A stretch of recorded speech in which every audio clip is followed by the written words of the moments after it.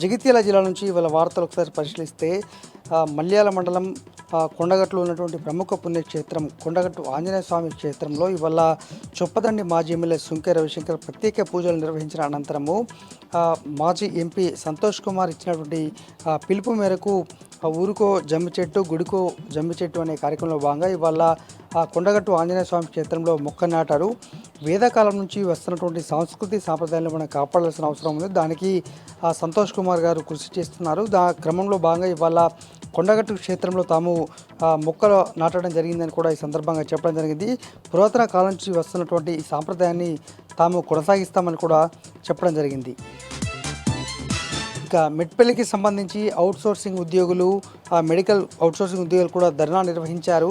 తమకు గత కొన్ని నెలలుగా జీతాలు ఇవ్వట్లేదు, పూర్తి స్థాయిలో జీతాలు చెల్లించాలి, లేని పక్షంలో తాము విధులు బహిష్కరిస్తామని కూడా ఈ సందర్భంగా హెచ్చరించారు. మెట్పల్లి ప్రభుత్వ దవాఖానా ముందు వారంతా కూడా బైఠాయించి నిరసన వ్యక్తం చేశారు. తాము విష జ్వరాల బాధిత పడుతున్నప్పటికీ కూడా ప్రజల కోసం సేవ చేస్తున్నప్పటికీ తమను ఎందుకు ఈ విధంగా నిర్లక్ష్యం వ్యవహరిస్తున్నారనేటువంటిది వాళ్ళు చెప్తున్నటువంటి వర్షం. ఈ క్రమంలో ఖచ్చితంగా ఇవ్వనటువంటి పక్షంలో తమకు జీతాలు చెల్లించిన పక్షంలో తాము భారీ ఎత్తున కూడా నిరసన వ్యక్తం చేస్తూనే విధులు బహిష్కరిస్తామని చెప్పడం జరిగింది.